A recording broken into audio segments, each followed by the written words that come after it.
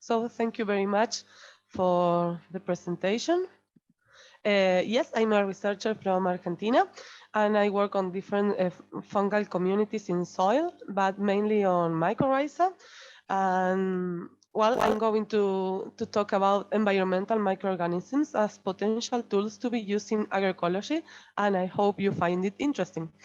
Um, English is not my mother tongue, so I hope to be clear enough. And in case I'm not, you can stop me, and I can say it in a different way or whatever. Okay. So my talk has four main parts: introduction, importance of soil microorganisms, and what to do to take care of this microbiota in the soil, and the conclusion section. So first of all, I'm going to talk about a little bit because I know there were some presentations before about these topics, about soil biology and fertility. And I wanted to start with this picture because I think it's very representative of our reality. We know that most of the food we eat is grown in or on the soil.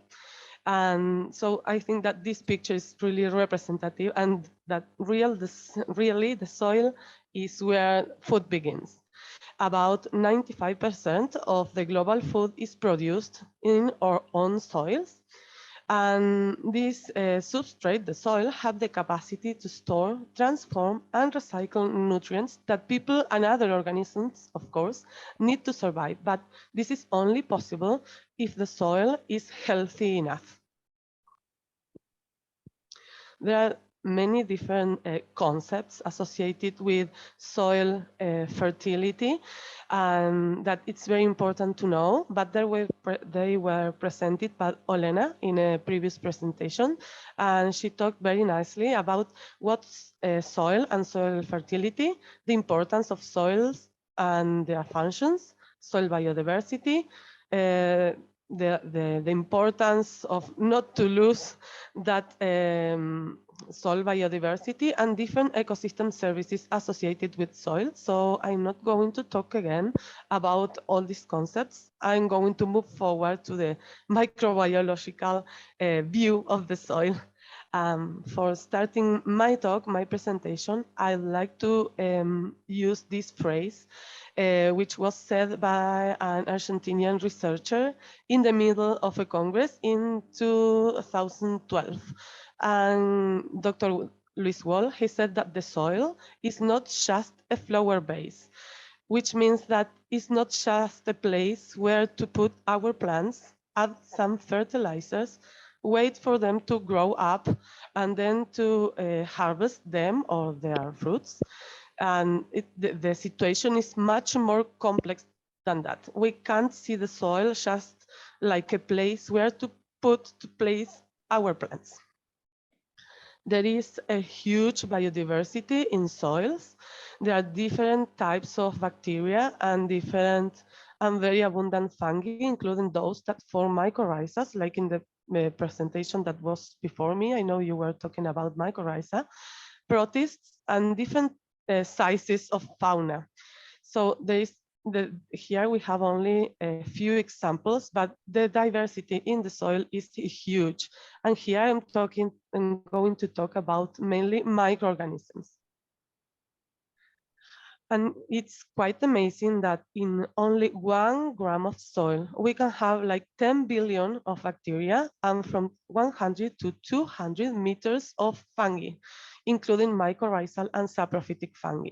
So this is in figure A. We have like the general view we have of a soil plant system.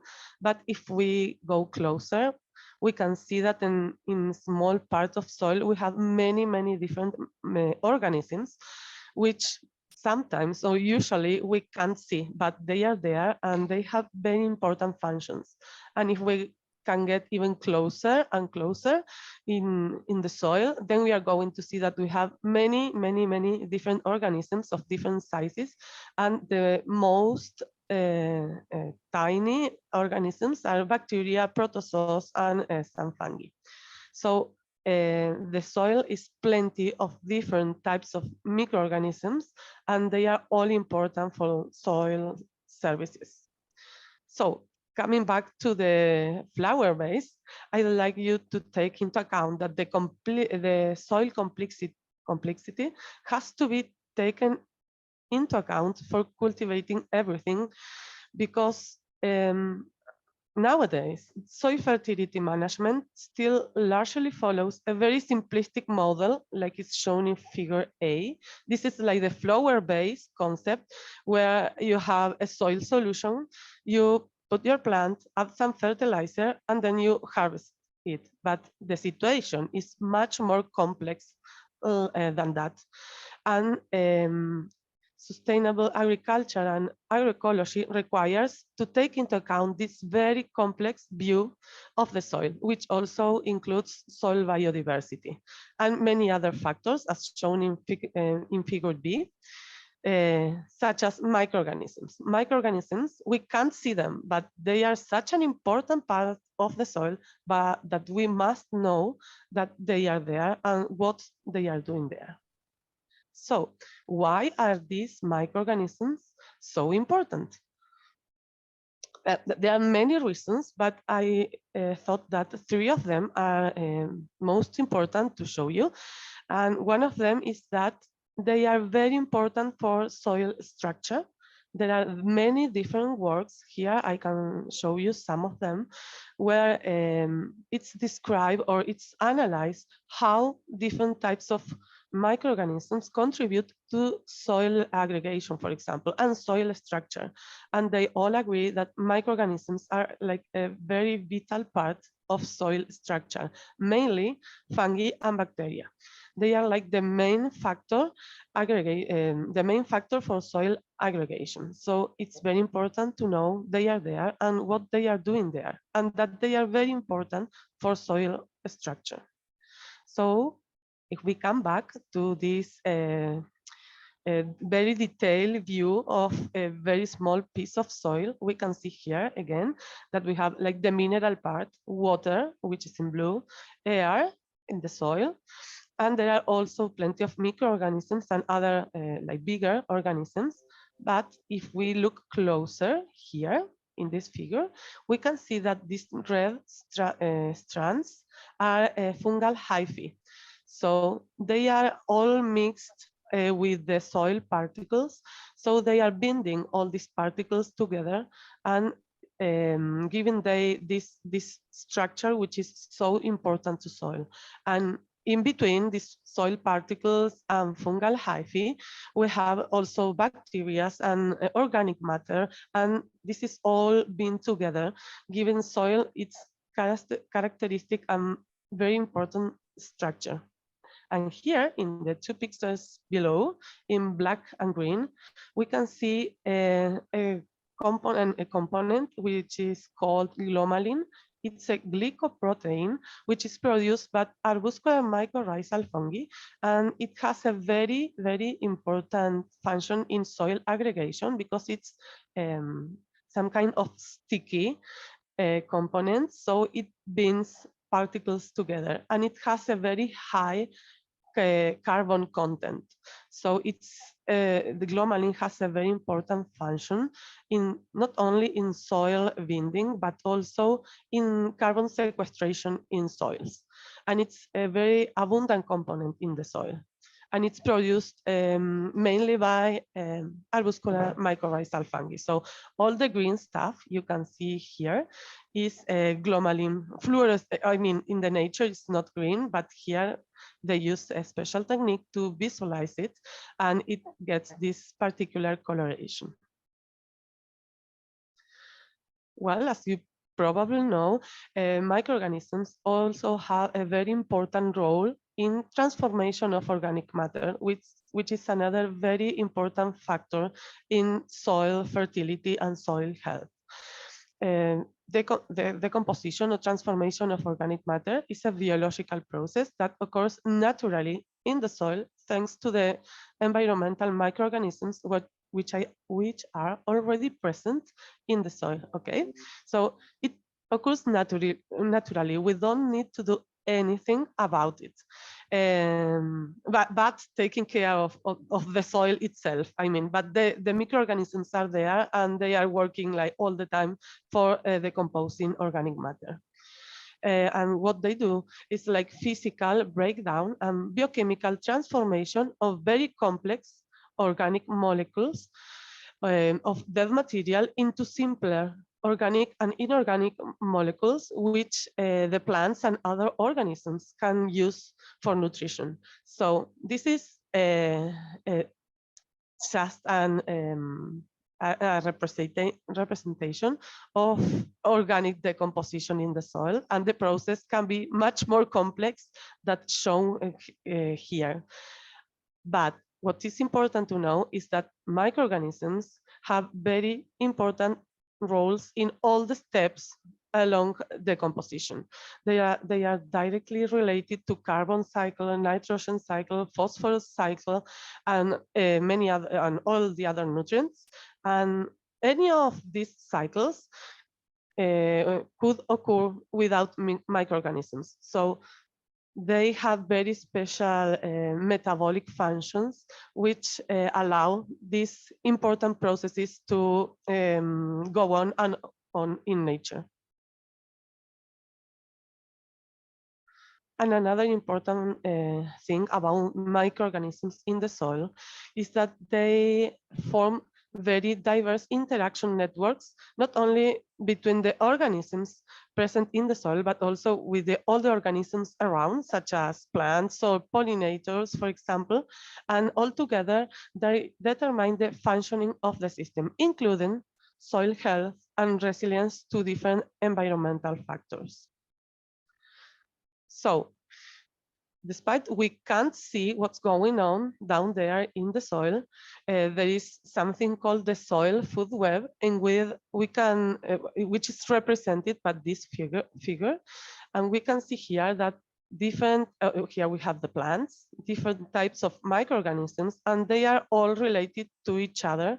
So all these relations, sometimes we don't keep them in mind, but they exist and they are very, very important for environmental and soil health and fertility. And it's very important to know that all these interactions are occurring simultaneously in the soil. And I wanted to show you this work in which the authors analyze the representative microbial networks in different plant habitats.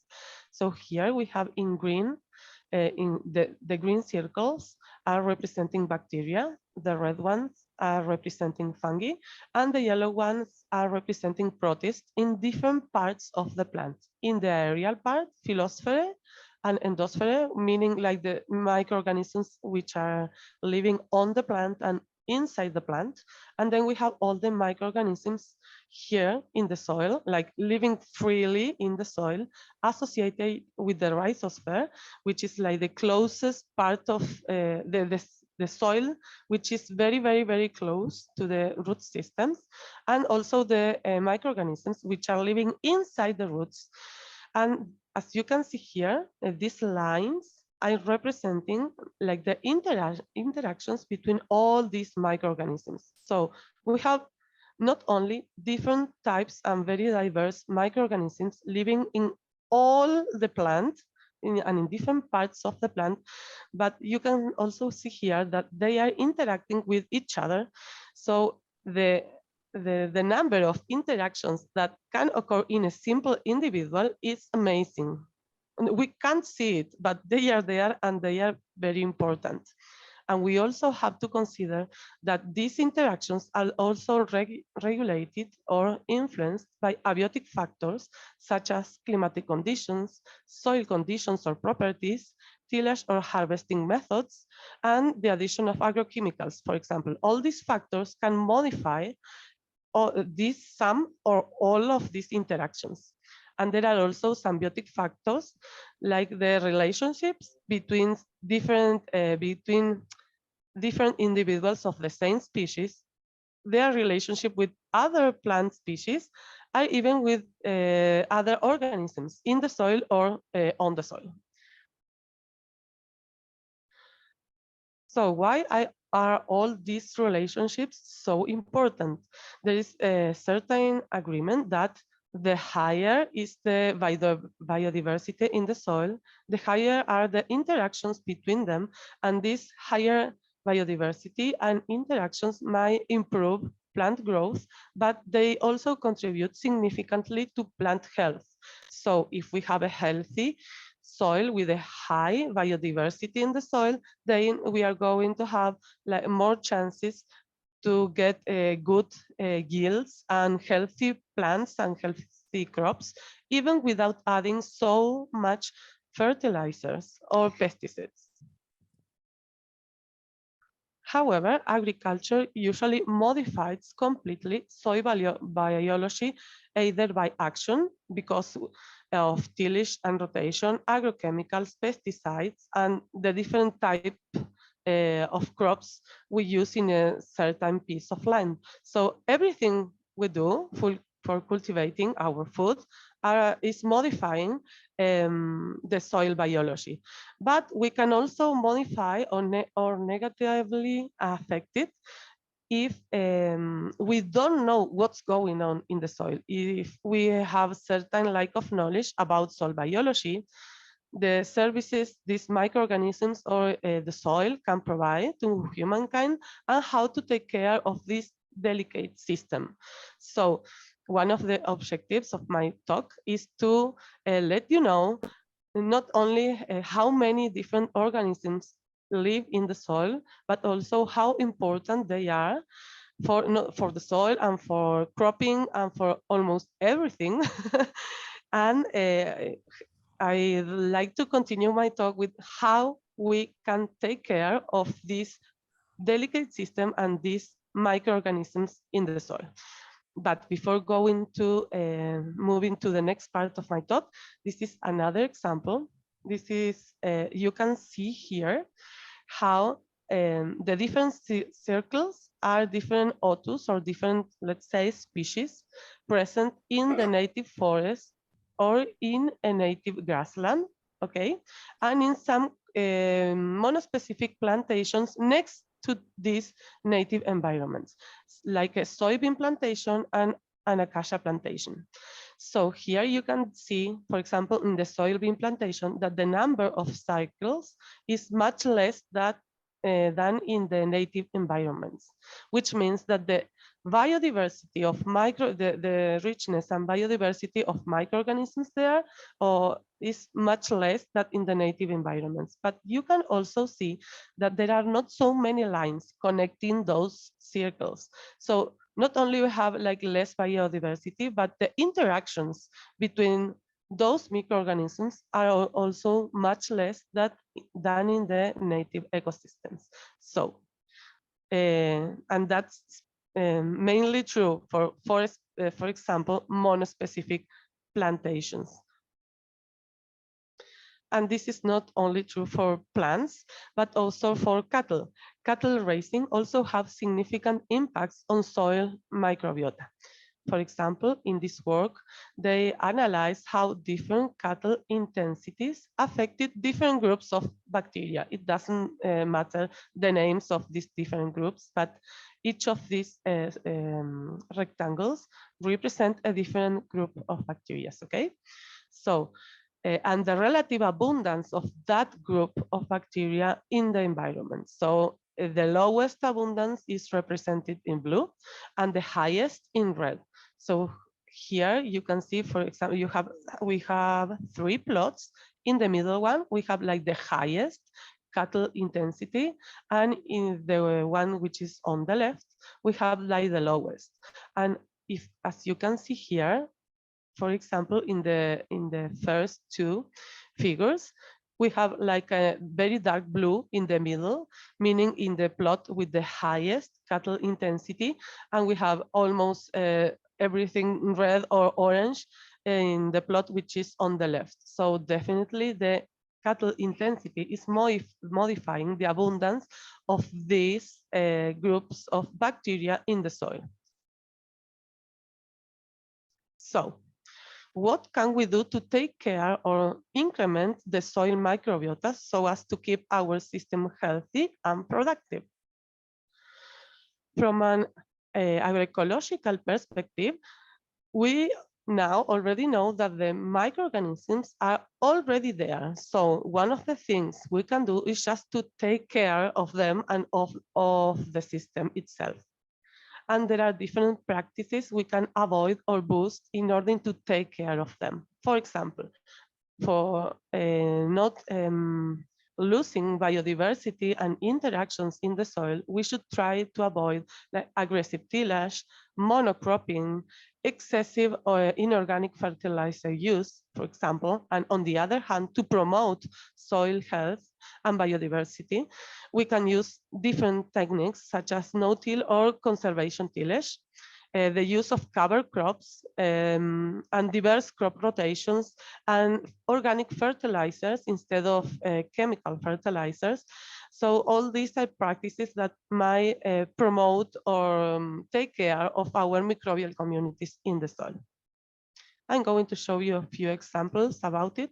This is a study we carried out in a native shrubland close to Bariloche, and we fertilized different plots on the field with different fertilizers, nitrogen, phosphorus, and potassium, and all the possible combinations. The C represents the control treatment. And then we analyzed the arbuscular mycorrhizal colonization in some plants which were already growing there, which is a Berberis species, which is a quite important species here because it has some edible fruits. So what we found out is that when the plots are fertilized with nitrogen or phosphorus, the mycorrhizal colonization in the plants is significantly lower than in non-fertilized or in plots fertilized only with potassium. So why is this important? The plants are healthy. Yes, they are healthy. They produce fruits and it's okay. But what happened? What means that they have lower colonization percentages in the soil? It means that, well, okay, since they have the fertilizer, they don't need to pay the mycorrhiza for their services. So they don't form so much mycorrhiza. And that's okay for the plant.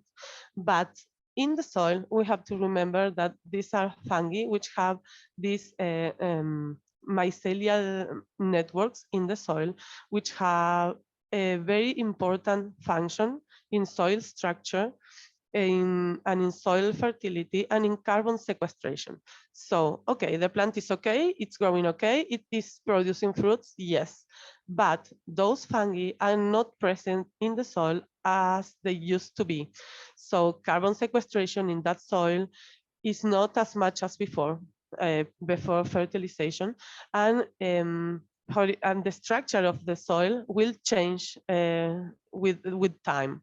I mean, we are going to notice like long-term changes in that soil. So it's very important to take this type of information into account. Another important difference is in cultivation practices is when we have monocultures or intercropping cultures. When we have like different types of crops all together, we naturally increase the biodiversity of microorganisms in the soil, making it more fertile or more healthier. So it's not so necessary to add fertilizers and pesticides. It's much more sustainable. It's a more sustainable way of cultivating than monocultures.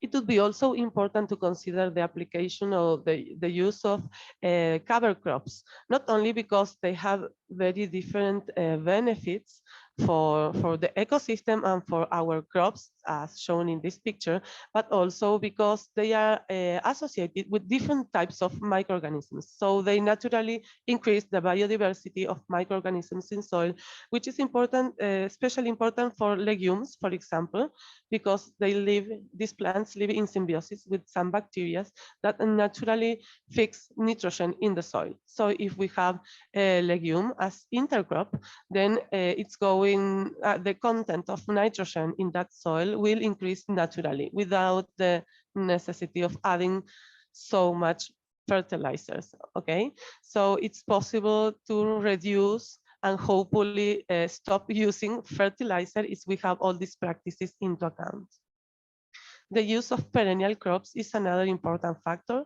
In this study, they show that if you compare the use of annual crops with perennial crops, you can see that with time, the soil fertility, the carbon storage, and the nitrogen, and even phosphorus availability, and retention will increase with time with respect to annual crops. So this is another way of naturally increase the health and resilience of our soils.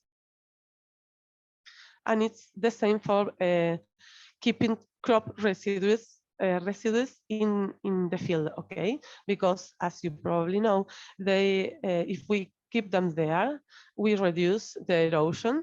We can increase the moisture and nutrient content, but look at here, it also promotes higher microbial activities and higher microbial biodiversity in the soil. So all these practices together can improve the health of our soils and the biodiversity of microorganisms in the soil. We can also use different types of bioproducts depending on the crops we are cultivating. For example, plant growth promoting bacteria or yeasts, mycorrhizal fungi, and many other preparations. And there was also a previous presentation about it. Ludmila talked quite a lot about these kind of products. So it's also possible to use them instead of chemical fertilizers, for example. And we can also use the application of efficient or effective microorganisms. For example, we can use them for preparing biols or bokashi. I don't know if you are familiar with this group of microorganisms, but they are usually described as mixed cultures of beneficial, naturally occurring environmental microorganisms that can be applied as inoculants to increase soil microbial biodiversity, plant growth, and yield. Most of these microorganisms are anaerobic and fermenting bacteria, yeast, and actinomycetes, and fungi. Why are they called like efficient, effective, or effective microorganisms? They can be taken from nature, for example, from leaf litter, soil, manures, and they can be used to make some liquid preparations which ferment for a relatively short period of time. And you can use that liquid or even the solid part as fertilizer. And in addition to nutrients, these organic fertilizers also have microorganisms that are going to be good for the soil. For example, here in the region, we use something we call mountain efficient microorganisms, which we use for making biols and use them as biofertilizers. So not me, but my colleagues, what they do is just collecting leaf litter in our forest, and they use it as microorganisms source in a liquid media, and they add a carbon source and a nitrogen source, and then they ferment it for a couple of months, and they use that liquid as a fertilizer, and it's giving like really good results. So just to finish my presentation, I like to show you this picture, which I think summarizes quite well, not only what I presented here, but also the previous presentations related to these topics, because here we can see that soil health, which is absolutely vital for cropping and for everything we want to grow for it, is related to very different factors, not only to soil and environmental characteristics, but there are also some legal or some political issues which should be taken into account to maintain or increment soil health. And if we have healthy soils, we have different types of benefits for everyone, for plants, for farmers and even for all the society. And here you can see like the different benefits related with each of these different levels of organisms or of our society. And in this context, it's impossible to avoid the presence and the importance of microorganisms.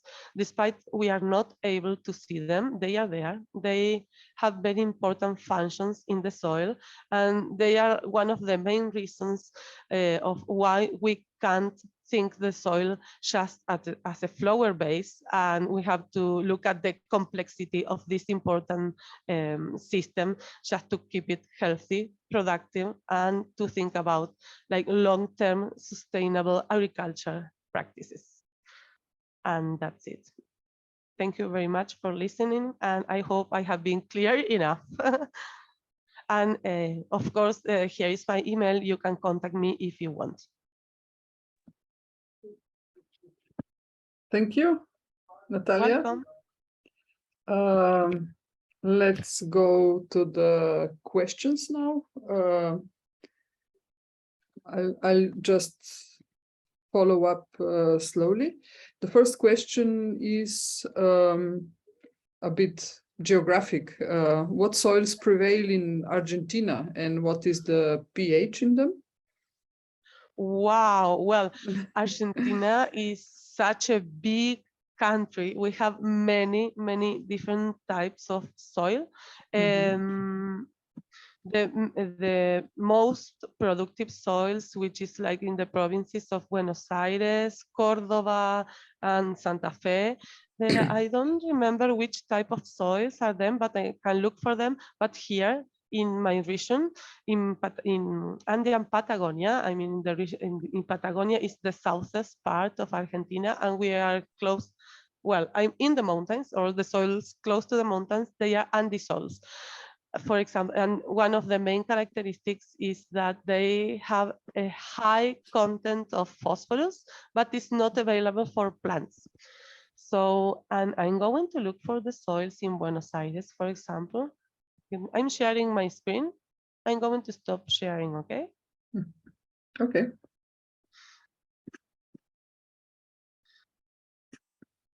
But we have many different types of soils. We have also some kind of deserts. So the soil there is like completely different. I guess the variety is big. After all, Argentina is spreading south to north. It has different climate zones, let's say, that impact soil formation, and plus the geological factors and so on. Yes. So. We are close to the mountains, so the geological factors are a very important factor here. If you like, I can summarize the next question because it's a long question in Ukrainian and the translation might be not very good. Yeah, perfect. So like in the one of the previous talks, we discussed about the use of microbial inoculants versus cultivation of resident microorganisms. Like promoting resident microorganism or multiplying the commercial fertilizer in your home conditions or in your residential conditions. And the conclusion, like one of the statement of the presenter was that in the nutrient rich so it's if in the nutrient-rich media, including like the soil media, organic waste, and mulch, there are more resources and more potential for contamination with potentially pathogenic microorganisms. And so the question is, do you agree with this statement? And if yes, does it mean that composting of household waste may bring potential threats to human health because of this contamination with potentially pathogenic organisms? Yes, Yes, well, I agree because there are so many different strategies for cultivating or taking care of soils. I mean, if the microorganisms are already there, maybe you don't need to add these special products. It's not necessary if you take other cautions. Yes, if you Yeah. take some. Um, for example, you can add some organic matter without the necessity to add microorganisms because that's enough for your soil. But if you have like a very degraded soil and very low in nutrients soil, maybe organic matter is not enough for promoting the microbial biodiversity in that soil. So you need a little bit more of help. And with relation to compost, if it's well done, it should be a safe product. But it's very important, like to be sure that the compost reach the temperature it's supposed to reach, because if it reach that temperature, I think it's like 75 degrees for a certain amount of time, then most of the pathogens will die and the product is safe. But you have to be sure and you have to control that to be sure that it's a good product and that it won't be like harmful for human health. And for example, regarding biols, I was talking about it a couple of minutes ago.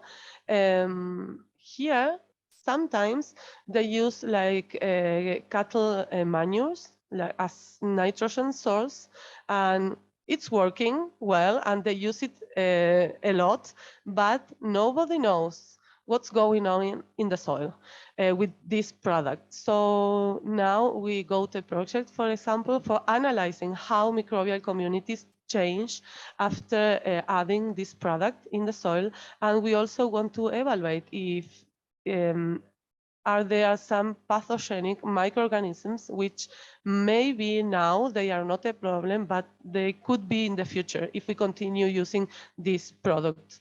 So I think that is many things.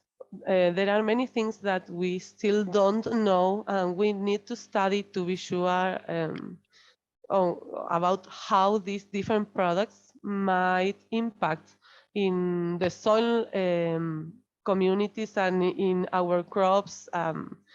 That's something safe about inorganic fertilizers that you are not adding like something strange or different to your soil, but well, you are changing so many other conditions of the soil that you have to balance both things.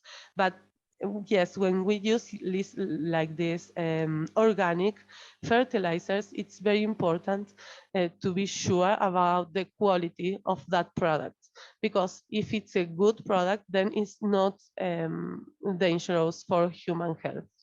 But if not, if the compost, for example, is not well done, then it can add some pathogens to the soil.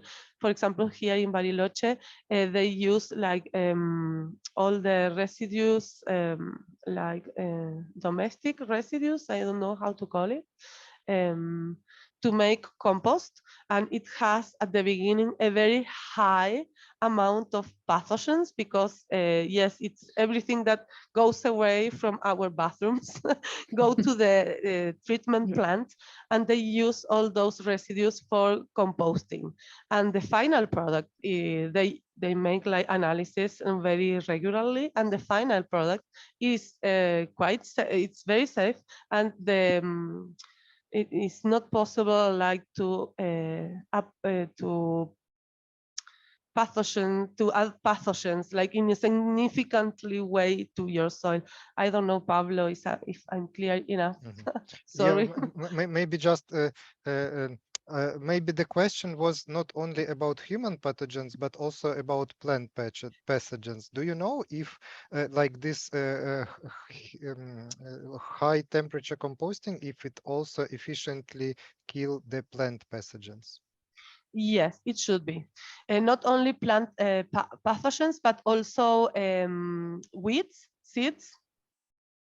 They all should be killed there. But yes, you have to like really control the composting process in order to be sure about it. I mean, there are always a very small risk, but I think that in a general context, is there are more the benefits you can get from composting and compost than the possible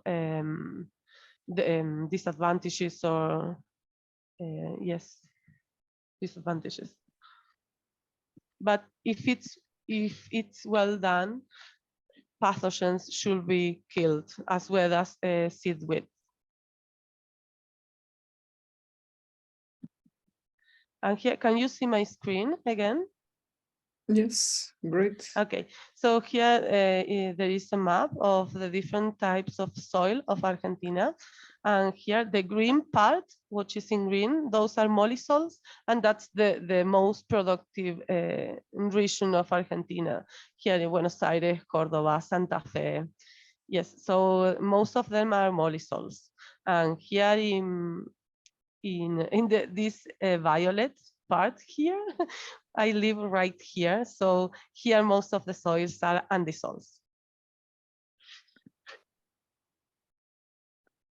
Okay. Thank you very much. We don't have any further questions, except if somebody might ask directly.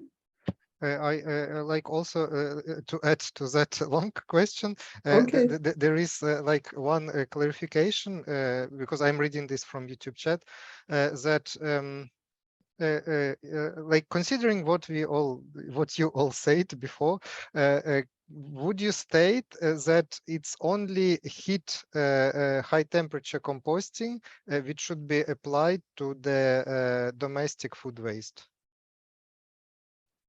What that? Sorry, could you repeat the question, Pablo? That you can do only like this high temperature heat composting with the household food waste.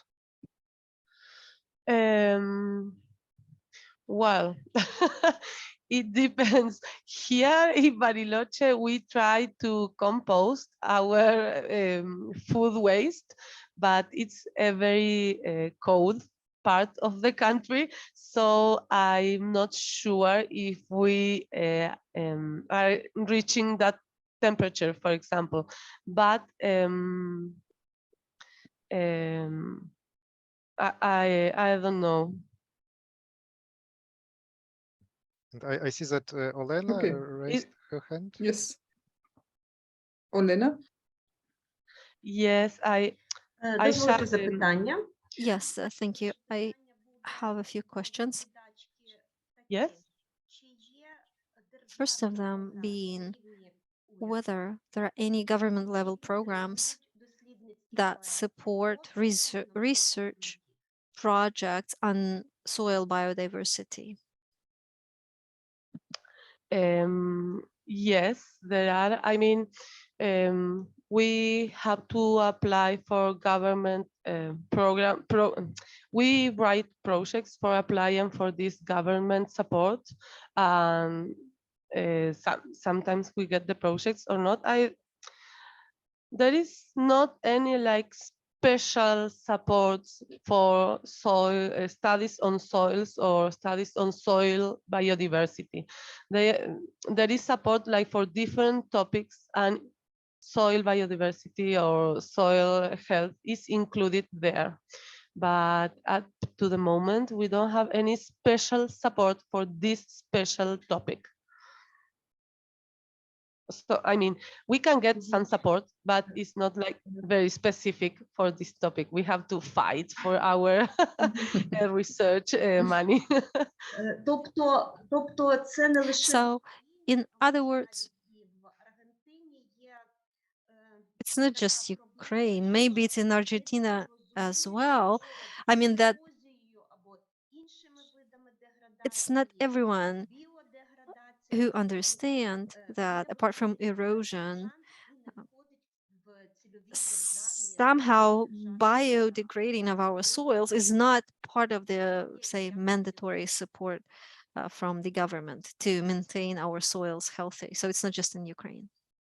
Yes, Argentina and Ukraine. I had the chance to be in Ukraine, На and жаль, I find many similarities between our countries.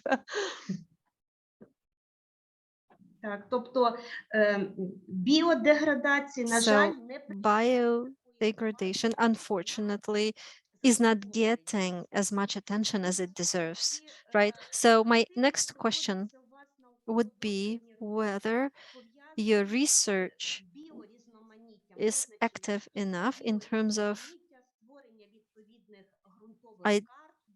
studying biodiversity, mapping biodiversity, studying biodiversity, mapping.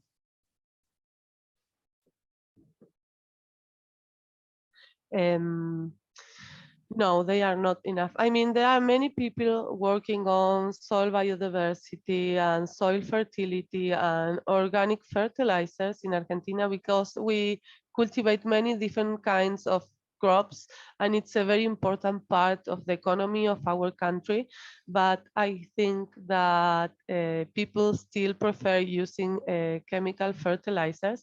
We are very slowly moving to this vision of how complex the situation could be and how complex the soil is and the importance of taking care of the whole system and not only from the plant and what we can harvest and the yield. We are slowly moving to that and to start paying attention to the importance of not only getting like the best tomatoes in the world, but also to take care of the system because if we want to continue cropping and if we want to continue surviving from our soil, we need to take care of it. But still, I think that the main vision is like this one of the soil is just flower base. So we put the plants there, we get what we need, and that's it. But we are slowly, I hope, moving to see the complexity of the system and the importance of taking care of it for the sustainability of this important economic activity. But research is not enough. There are not enough projects for everyone, and the money is never enough, and we have a very high devaluation rate. So finally, when we get some money, we cannot do as much as we wanted or as we planned. So we have to, yes, find very creative мабуть, ways of doing research. мабуть, це скрізь так, але я I хочу guess it's the same everywhere. I just wanted to pay a compliment to this comparison that you've come up with, you know, the vase with flowers. And it's not actually the worst way to think about it. I mean, there are other ways to take our soils that would be more offensive. I mean, it is a living system and we should appreciate it. Thank you. Yes, yes, absolutely. So I think that at this point we should make a break. I thank very much to Natalia, to Moitza for facilitating, and to all presenters of this session, which was dedicated to microbial diversity and biopreparation in agriculture. So now we are moving to the next session, and just to make some logical change.